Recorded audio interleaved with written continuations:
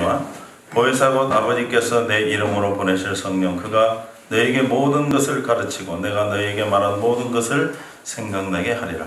평안을 너에게 끼치노니 곧 나의 평안을 너에게 주노라. 내가 너에게 주는 것은 세상에 주는 것과 같지 아니하니라. 너희는 마음에 근심하지도 말라 두려워하지도 말라. 내가 갔다가 너희에게로 온다고 하는 말을 너희가 들었나니 나를 사랑하였더라면 내가 아버지께로 감을 기뻐하였으리라. 아버지는 나보다 크심이라. 이제 일이 일어나기 전에 너희에게 말한 것은 일이 일어날 때 너희로 믿게 하려 함이라. 이후에는 내가 너희와 말을 많이 하지 아니하리니 이 세상에 임금이 오겠음이라. 그러나 그는 내게 관계할 것이 없으니 오직 내가 아버지를 사랑한 것과 아버지께서 명하신 대로 행한 것을 세상이 알게 하려 함이로라. 일어나라 여기를 떠나자 하시니라. 아멘.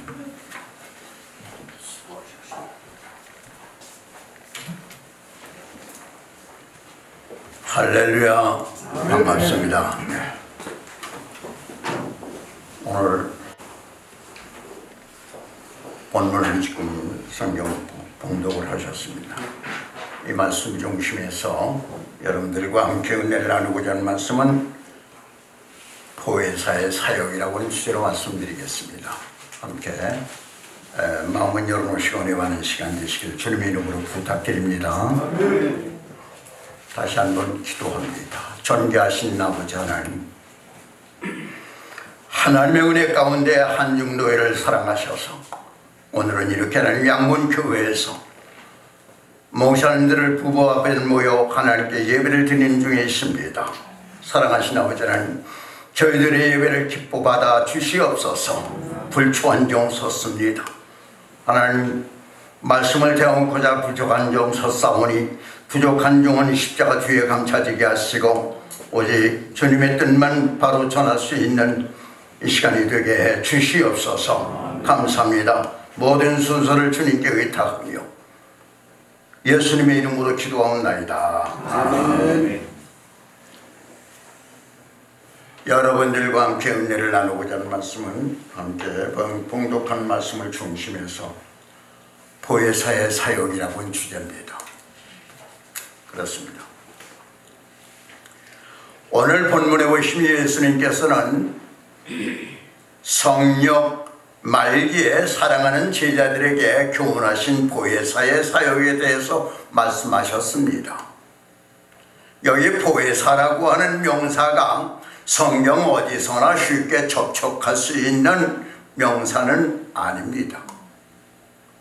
오직 요한복음에서만 찾아볼 수 있는 매우 드물게 나타난 명사라고 볼 수가 있겠습니다. 첫째로 요한복음 14장 16절에 보시면 내가 아버지께 구하겠으니 그가 또 다른 보혜사를 너희에게 주라 영원토록 너희와 함께 있게 하시리라고 하신 말씀대로 이 말씀은 다른 보혜사란 성령님을 가리켜 말하고 있습니다.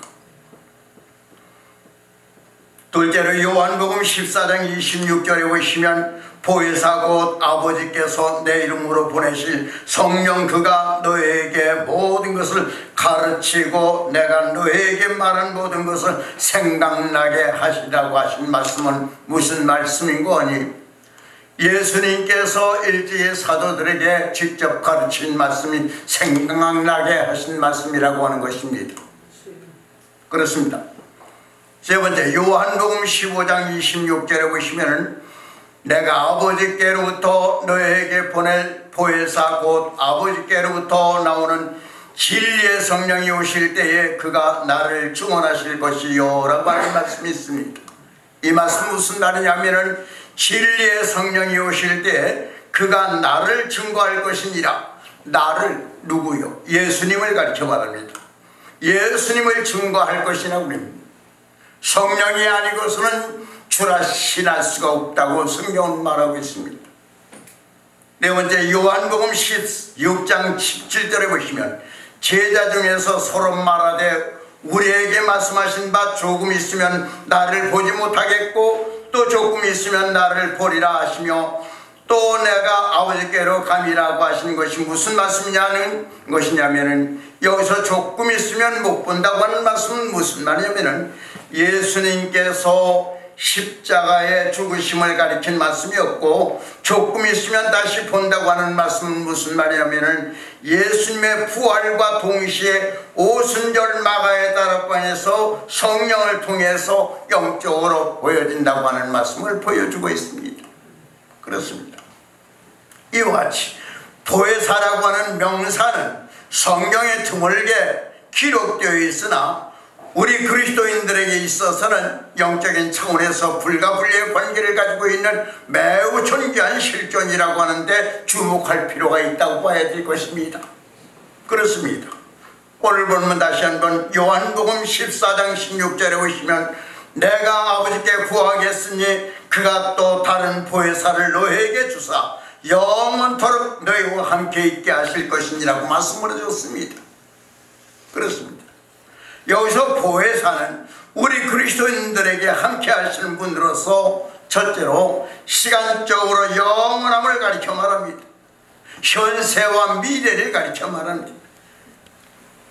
둘째로 공간적으로 어디서나 함께 계시겠다고 했습니다. 현재에도 미국에도 한국에도 러시아에도 어떤 각지에서도 함께 해주시겠다고 하는 말씀이었습니다. 세 번째는 사건적으로 우리들이 무슨 일을 하든지 보호해 주시고 또한 도와주시고 승리케 해 주시겠다고 하셨습니다. 그렇습니다. 그러면 이 보혜사가 어떤 분이시며 무엇을 하시는 분인가에 대해서 알아보려고 하는 것입니다. 첫째로 말씀드린다면 보혜사의 신분에 대해서 말씀드리겠습니다. 첫째로 성경에 보면 드물게 사용된 말씀이 보혜사라는 명사에 대해서 어휘적인 면에서 생각해 본다라고 보면은 헬라어 원문에 보면은 파라크레토스라고 하는 말인데 이 말은 무엇이냐면 변호자라고 하는 말입니다. 중개자라고 하는 말입니다. 협조자라고 하는 것입니다. 보호자라고 하는 것입니다. 하였는데 그 의미를 해석한다고 하면 우리를 도와주기 위해서 부름받은 자라고 하는 뜻입니다. 그리고 우리나라 말 성경이나 중국말의 성경에 본다고 하면은 보혜사, 한문 풀이를 보혜사, 보호하는 보자에 은혜자, 그러면 스승사자 기록되어 있는데 그 의미는 무엇이냐면 첫째로 우리 그리스도인들을 보호하여 주시는 스승이요, 둘째는 우리 그리스도인들을 변화하여 주시는 스승이요, 세 번째는 우리 그리스도인들을 보호해 주시고 은혜 주시는 분이라고 하는 사실이라고 말입니다. 둘째, 신분적인 차원에서 알아보는다고 하면은 요한복음 16장 7절에 보시면은 주님이 이 세상 떠나가셔야 이 보혜사께서 우리 성도들 중에 오셔서 환난 중에 보호하여 주시고 또한 인도해 주시고 또한 도와주시겠다고 하신 말씀이었습니다. 그렇습니다. 그런 거로 이 보혜사는 성부 하나님이 아닙니다. 이유는 무엇이냐면 성부 하나님이 보내주시는 분이라고 하였기 때문에 그렇습니다. 또한 성자 예수님도 아니십니다. 이유는 무엇이냐면 성자 예수님이 이 세상을 떠나가셔야 오시는 분이라고 했습니다. 천사도 아닙니다. 이유는 무엇이냐면 천사는 하나님의 피조물로서 하나님께서 부리시는 실존이라고 하였기 때문에 그렇습니다. 그래서 사람도 아닙니다. 그러면 이 보혜사는 어떤 분이십니까? 요한복음 14장 26절에 보시면은 보혜사 곧 아버지께서 내 이름으로 보내신 성령이라고 하였던 것이었습니다. 그렇습니다. 이 성령은 곧 하나님이신 것입니다. 그러므로 이는 기독교의 신비한 교리 중에 하나인 것이었습니다. 그렇습니다. 성부, 성자, 성령 삼위일체 하나님은 인격적으로는 구별되지만은 본질적으로는 동일하신 분, 우리의 하나님 삼위일체 하나님이십니다. 믿으면 아멘 하시고. 네. 둘째로 보혜사의 사용 내용에 대해서 말씀드리겠습니다. 사용 내용. 첫째로 보혜사의 사용 내용을 알아보려면 이 보혜사의 사역은 바로 성령의 사역이요, 이 성령의 사역은 바로 하나님의 사역이라고 하는 말씀이었습니다. 그렇습니다. 창세기에 보면 창세기 1장 2절에 보시면 모든 만물을 창조하는데 성부, 성자, 성령 함께 하셨다고 했습니다. 거듭나게 한다고 했습니다. 요한복음 3장 3절에 있는 말씀과 같이 가르친다고 했습니다. 요한복음 14장 26절에 보시면 하나님의 계시 은총을 베풀어 주신다고 했습니다. 고린도전서 2장 10절에 보시면 또 말씀하심이라고 했습니다. 사도행전 28장 25절에 보시면 감동을 주는 분이 성령이라고 했습니다. 임재하신다라고 했습니다. 기적을 베푸신다라고 했습니다. 죄를 깨닫게 해주시는 분 성령님이십니다. 열매를 맺게 해주시는 분입니다. 은사를 베풀어 주시는 분이 성령입니다. 그렇습니다. 그러기에 이 보혜사의 사역은 신령하고 신비한 사역으로서 요한복음 3장 8절에 보시면 바람이 불어도 어디서 오며 어디로 가는지 모르는 것처럼 성령의 사역도 이러하니라고 말씀을 해줬습니다. 이는 우리 인간의 이성과 능력과 방법을 초월해서 사역하시는 분이 성령님 하나님이십니다. 믿으면 아멘 하시면 성령님은 때로는 비둘기와 같이, 때로는 물과 같이, 때로는 불과 같이, 때로는 기름과 같이, 때로는 인침과 같이, 때로는 기운을 돋궈 주신 것 같이, 바람 부는 것 같이 숨결이 공기를 하나님의 숨결이 이렇게 여러 가지로 표현하고 나타나고 있다고 하는 사실을 믿어야 될 줄로 믿습니다. 그러므로 우리 인간의 이성이나 기능이나 방법으로 불가능한 일이라도 이 보혜사 성령은 무엇이나 다 가능하게 하시는 분이 성령님 하나님이심을 믿어야 될 줄로 믿습니다. 그러므로 이 점에 대해서 스가랴 선지자는 스가랴서 4장 6절에 보시면은 만군의 여호와께서 말씀하시되 이는 힘으로 되지 아니하고 능으로 되지 아니하고 오직 나의 신으로 되느니라고 말씀을 해줬습니다. 돌기로 보혜사의 사역으로서 말씀드린다 보면은 영역이 어떤 것입니까? 특별히 불신자의 영역에서 사역하는 것이 아니라 오직 우리 믿는 성도들의 영역에서 사역하신다고 성경은 밝히고 있습니다. 그렇습니다. 요한복음 14장 17절에 보시면 저는 진리의 영이라 세상은 능히 저를 받지 못하나니 이는 저를 보지도 못하고 알지도 못함이니라. 그러나 너희는 저를 아나니 저는 너희와 함께 계심이요 또 너희 속에 계심이라고 말씀을 해줬습니다. 세 번째, 보혜사가 우리들의 속에서 역사하시는 실제 활동을 알아보려 한다 보면 이 보혜사는 천지전능하신 분이 하나님이십니다. 첫째로 우리 크리스찬들을 위로하시고 보호해 주시는 분이 성령님이십니다. 요한복음 14장 18절에 보시면은 내가 너희를 고아와 같이 버려두지 아니한다고 했습니다. 무슨 말입니까? 오순절마가에 따르면 성령을 통하여서 제자들과 함께 계시겠다고 하는 말씀과 예수님께서는 마태복음 28장 20절에 보시면 내가 세상 끝날까지 너희와 함께 계시겠다고 말씀하고 있는 줄로 믿습니다. 또한 요한복음 16장 7절 8절에 보시면 보혜사가 오면은 의와 심판에 대하여 책명하시라고 했습니다. 이 말씀 무슨 말이냐면은 보혜사는 우리 기독신자들로 하여금 거짓말 못하게 합니다. 죄 못 지게 하시는 것입니다. 우리 하나님이시기 때문에 선하신 분이시기 때문에 악을 꾀하신 분이 아니다고 말입니다. 우리 기독신자들에게 기쁨과 평안을 주신 분 성령님이심을 믿어야 될 줄로 믿습니다. 요한복음 14장 26절 27절에 오시면 이 세상 근심과 고통 속에 살아가는 우리 크리스찬들에게 기쁨을 주시고 평안을 주시면서 천국으로 인도해 주시는 분이 우리 하나님 성령님 하나님이심을 믿어야 될 줄로 믿습니다. 초상 날 때도 그 영혼이 주님 나라에 소천했을 때도 슬퍼서 견디지 못할 때 성령님께서는 위로해 주시고 함께 해 주시고 며칠 아니면 다 잊어버리게 해주신 줄 평안케 해주신 줄로 믿습니다. 믿으면 아멘 하시면 끝으로 부연해서 말씀드린다 보면 성령님께서는 예수님께서 부활하신 이후에 40일 동안 머무르시면서 여러 제자들에게 10여 차례 보이셨던 것입니다. 그리고 500문도들이 보는 가운데 승천하셨습니다. 승천하신 그 모습대로 다시 오시는 것을 천사가 그들에게 말했습니다. 후에 보혜사 성령님께서는 오순절 마가의 다락방에서 성령님이 강림하셨습니다. 하시는 일은 바로 예수 그리스도의 사역이 이제는 보혜사 성령의 사역으로 위임됐다고 하는 사실을 믿어야 될 줄로 믿습니다. 믿으면 아멘 하시기 바랍니다. 그러므로 보혜사 성령님은 그리스도 교회에 임재하셔서 교회와 더불어 사역하고 계시다고 하는 사실을 믿어야 될 줄로 믿습니다. 그렇습니다. 예수는 승천하셨습니다. 네. 그러나 우리에게는 주님께서 승천하시면서 우리에게는 고초를 예배하러 가신다고 요한복음 14장 1절 2절 3절의 말씀과 너희는 마음에 근심하지 말라 하나님을 믿으니 또 나를 믿어라 너희 고초를 예배하러 가신다고 말씀했습니다.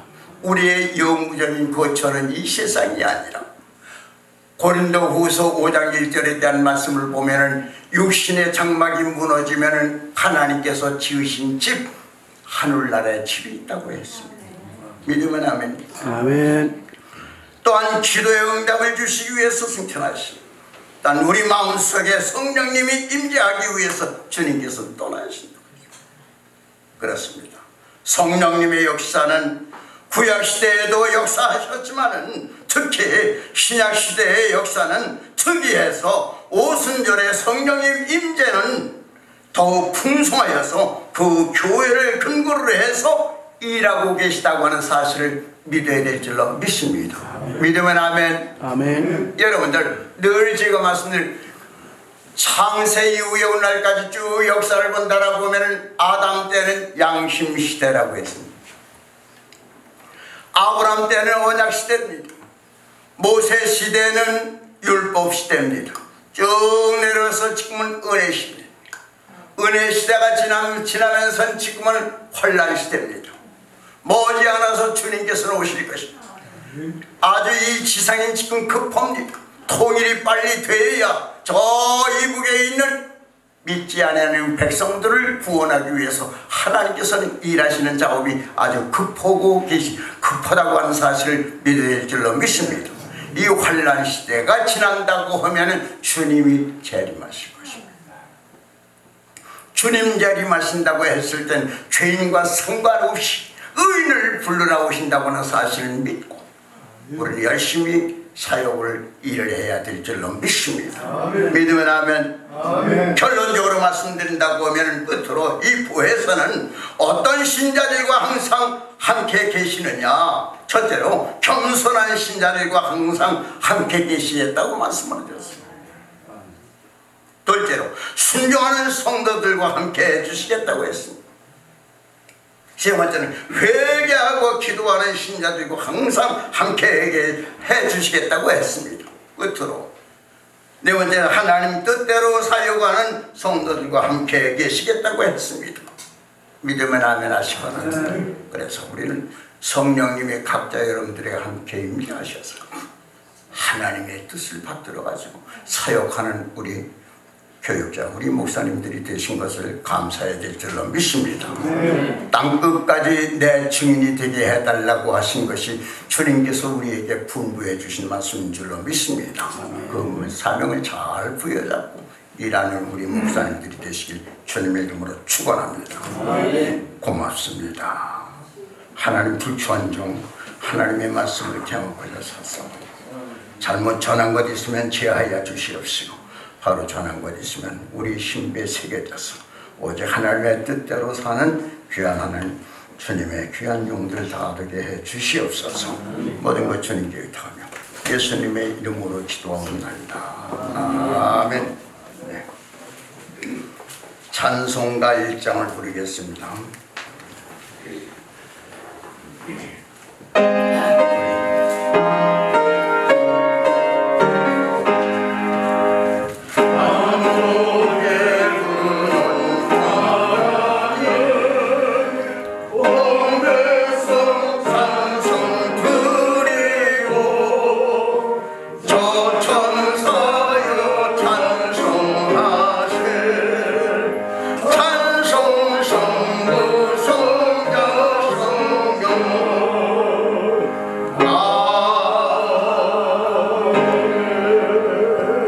원장님 나오셔서 축도해 주시겠습니다.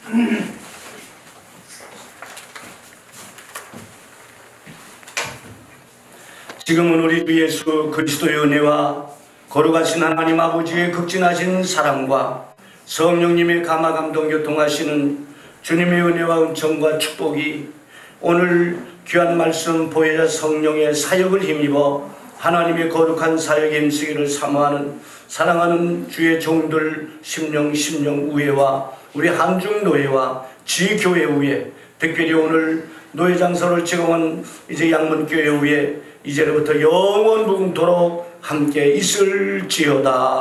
아멘. 아멘.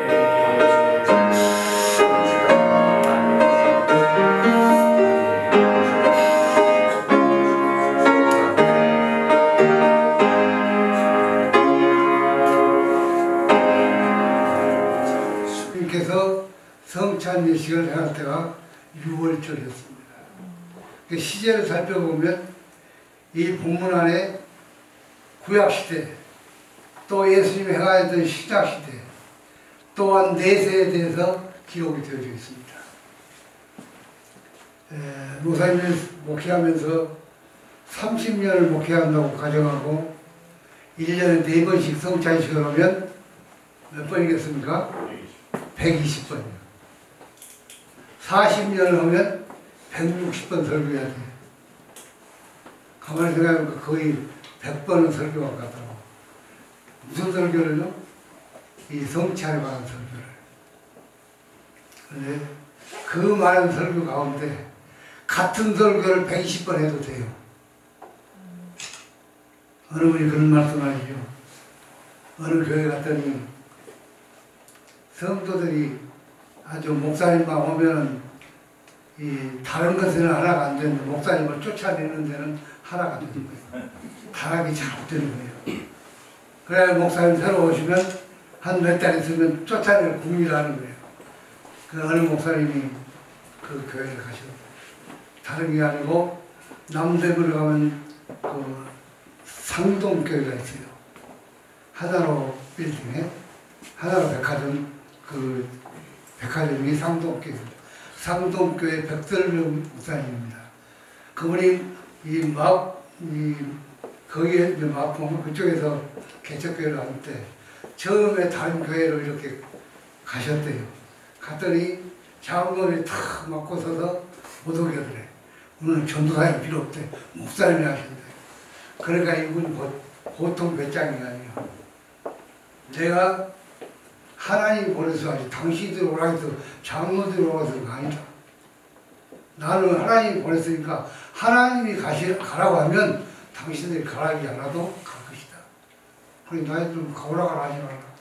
그래가지고 거기에서 사역을 시작해서 그 하나로교회 상동제일교회를 이루었습니다. 그러니까 목사들은 때때로 저 설교에 배짱이 있어야 돼. 그냥 누구 생각하고 누구 뭐 의식하고 그럴 필요 없어요. 하나님의 말씀이면 의식할 필요 없고 하나님이 역사하시고 오늘 노회장님 우리 주신 말씀처럼 성령이 역사하실 텐데 뭘 걱정합니까?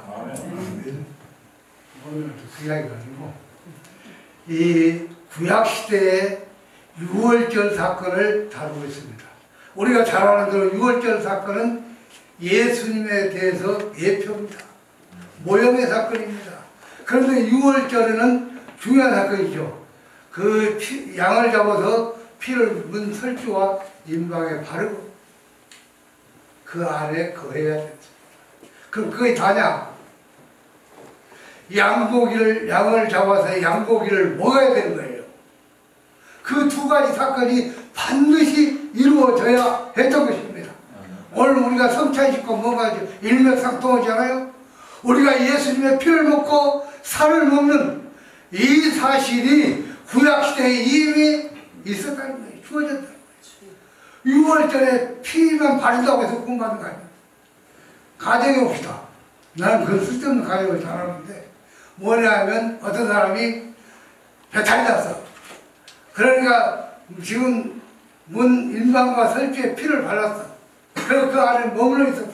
그리고 생명을 구원했어. 그런데 그 이튿날부터 고생 땅을 떠나서 광야길을 가야 되는데 배탈 나서 고기를 하나도 먹지 않았어. 어떻게 되겠습니까? 지치고 쓰러질 수밖에 없는 거예요. 우리가 이 시대에 살아가면서 우리가 어떤 사람은 예수의 보혈로 구원받았다고 생각합니다. 그런데 구원받은 것으로 끝나는 것이 아니라 예수 그리스도를 먹어야 된다는 거예요. 그래야 풍성한 삶이 있고 힘을 얻고 남은 인생길을 갈 수 있다는 사실이에요. 그런데 우리는 구원받았다고 다 됐다는 거예요. 구원받은 거 다 된 게 아니라 예수 그리스도를 먹음으로 말미암아 풍성한 삶을 살아야 될 줄로 믿습니다. 그게 6월절의 의미예요. 그 다음에 또 한 가지 간단한 목사님들이니까 넘어가십니다. 예수님이 이 예식을 행하실 때 안타까운 마음이 사복음서에 요한복음 잘 보지 않습니까? 이 복음서에 다 마태, 마가, 루가, 공관복음에 이 성찬식에 대한 사건이 기록이 되어져 있는데 거기서 예수님의 마음을 읽을 수 있는 게 뭐냐면 가룟 유다 사건입니다. 얼마나 안타까워 싶으세요. 떡을 같이 손에 먹으면서 너 지금 나하고 같이 손을 넣은 사람이 나를 팔 사람이다. 회개할 기회를 주시면서 그 가룟 유다를 보면서 안타까워하신 거예요. 근데 우리가 여기서 생각해보면 가룟 유다가 성찬식도 참석하고 그 만찬에 참석했습니다. 그렇다고 가룟 유다가 구원받았습니까? 아니잖아요. 뭘 생각하십니까? 우리가 성찬식은 구원예식이 아니다는 거예요. 우리가 성찬식에 참여했다고 해서 구원받는 것은 아니라는 거예요. 구원받은 사람이 성찬식을 기념하기 위해서 예수 그리스도를 정말 내가 구원받은 사실을 기념하기 위해서 행하는 것이지 성찬식을 행했다고 해서 구원받는 것은 아니다. 가룟 유다가 참석했지만 멸망의 자식이 됐다고 버린 자식이 됐다는 거예요. 그 버린 자식이 된 그 사실을 보고 예수님은 안타까워하는 거예요. 괴로운 거예요. 차라리 올 자식아 너는 나지 않았으면 좋겠다. 예수님의 마음을 누구십니까? 오늘날 우리가 교회 안에서 사역을 때 성찬식 외식에 헤어버리지 말고 그 신령을 바라보고 그 신령을 바라보면서 정말 구원 가운데 있는지 구원받았는지 주님의 마음으로 애타게 한번 그 신령을 바라볼 수 있는 시간들이 되어야 되지 않겠냐 이거예요. 그런데 이 출애굽기 12장의 사건, 6월절 사건은요, 그 사건에 참여하지 못한 사람은 구원받지 못한 사람. 6월절을 경험하지 못한 사람은 구원받지 못했어요.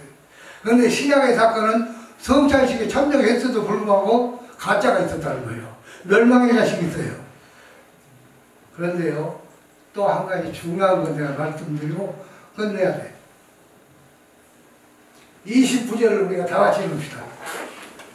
다 같이 읽다. 그러나 너희에게 이르노니 내가 포도나무에서 난 것을 이제부터 내 아버지 나라에서 새 것으로 너희와 함께 마신다. 마시자.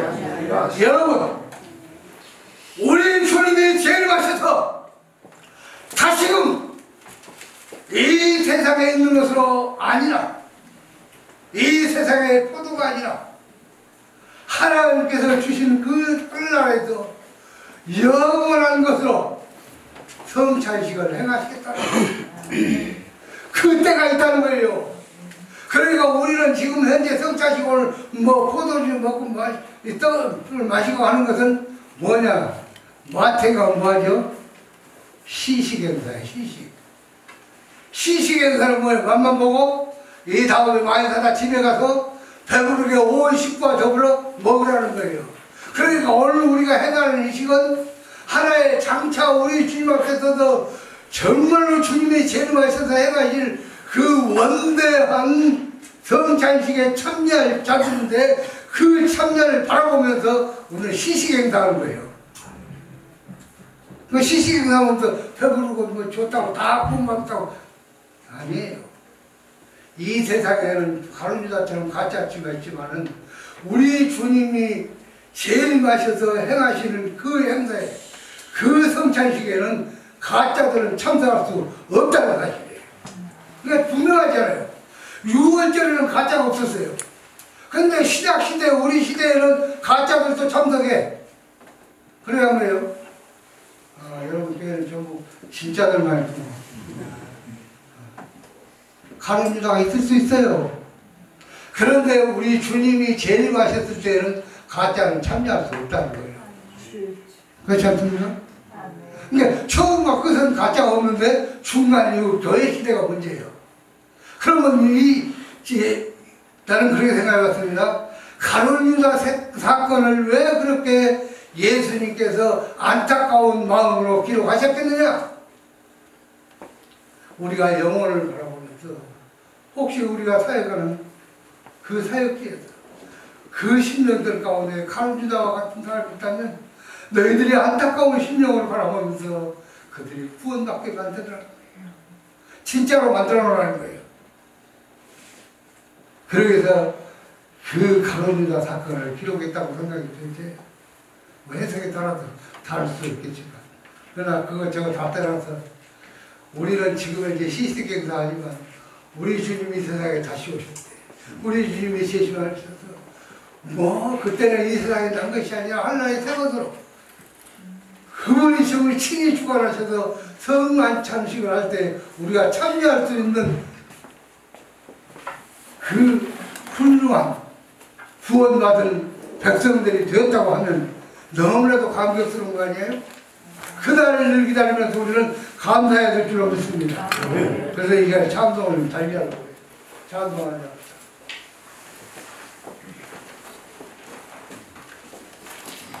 180장. 우리 주님이 나 밟을 때 나의 이름이 거기에 기록되어야 되겠고, 또한 우리 주님이 재림하셔서 성찬식을 거기 가실 때 우리가 그 자리에 참여할 수 있는 자리 되어야 될 줄로 믿습니다. 180장. 소원찬송 168장.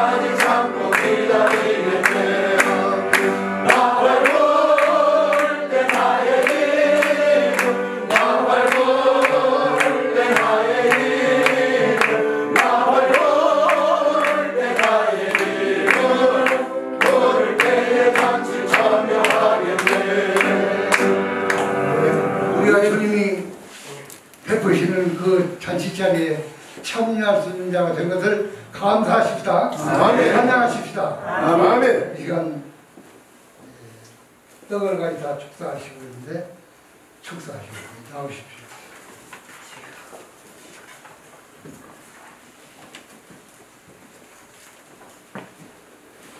기도드리겠습니다. 우리를 구원하시기 위해서 이 땅에 오셔서 십자가에서 그 몸이 상하시고 피를 흘리심으로 우리를 구원해 주신 주님 감사합니다. 주님의 은혜가 아니면 우리는 살 수 없고, 주님의 은혜가 아니었으면 우리가 구원받을 수 없는 저희들, 이 시대에 우리가 구원받는 자로서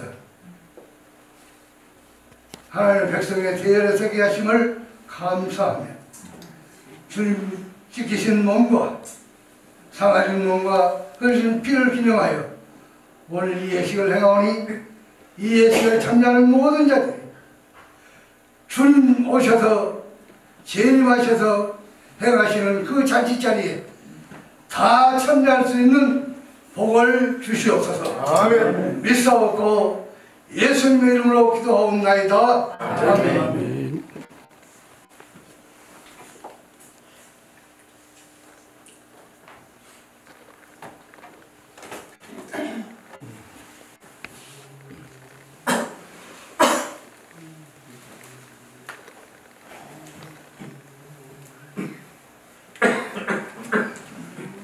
그들이 먹을 때 예수께서 떡을 가지고 다 축복하시고 떼어 제자들에게 주시며 이르시되 받아 먹으라, 이것은 내 몸이라 하시고, 우리 주님은 우리를 살리기 위해서 그 몸이 찢기셨습니다. 그 몸이 상하셨습니다. 죄 없으신 그분이 우리를 대신해서 십자가에서 살려 돌아가셨습니다. 그로 인해서 우리가 새 생명을 얻어 구원받고 하나님의 백성이 됐습니다. 그러나 우리가 세상을 보면 아직도 잃어버린 영혼들이 많이 있고, 방황하는 영혼들이 많이 있고, 더 나아가서는 가로비다처럼 교회 안에 건물 안에는 들어왔지만 마당만 받고 돌아가는 자들이 많이 있습니다. 우리는 주님이 가로비다를 보시면서 안타까우신 것처럼 우리들도 잃어버린 영혼들을 향해서 안타까운 심령을 가지고 그들도 주님의 잔치의 자리에 참여할 수 있도록 그들을 위해서 기도하고 우리에게 맡겨진 사역을 잘 감당해야 될 줄로 믿습니다.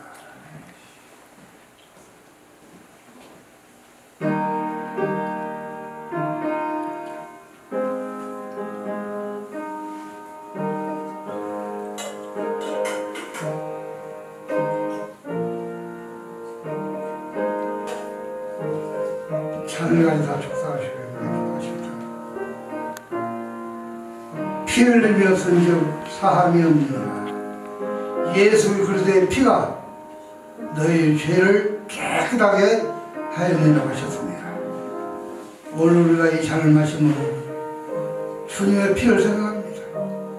주님이 피 흘리기 때문에 우리가 죄사함을 받고 구원받았습니다. 우리가 주님 오시는 날까지 이 일을 전파하게 하시고 증인되게 하시며 또한 이 예식을 기념할 수 있도록 축복하옵소서. 예수님의 이름으로 기도하옵나이다. 아멘.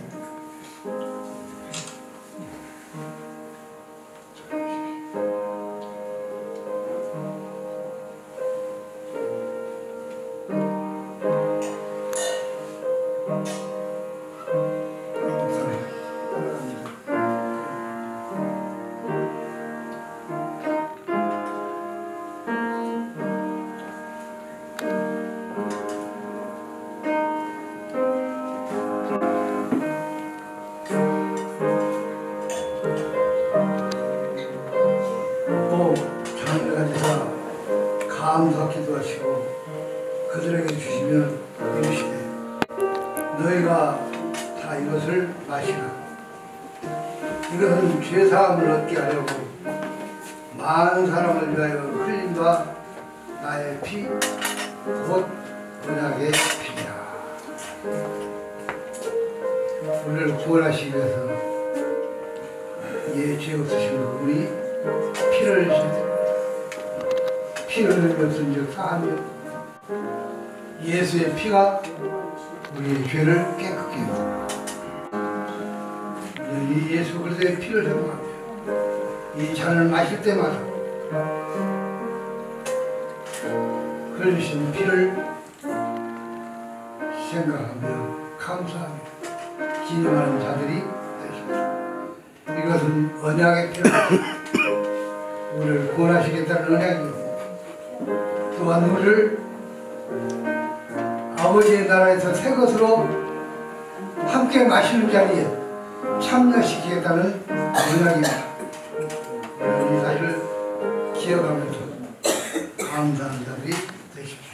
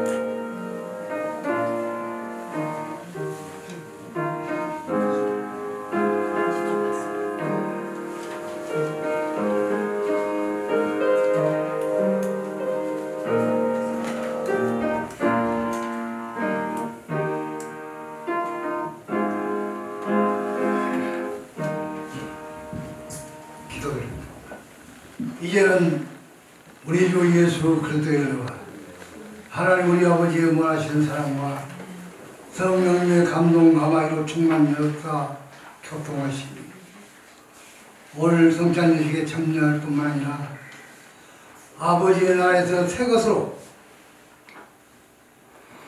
우리에게 주실 잔치자리에 참여할 수 있는 자들이 된 것을 감사하는 모든 신령들과 또한 교회와 장소를 제공한 양문교회 위해 그리고 섬기는 모든 자들을 위해 이제로부터 영원토록 함께 하실지어다.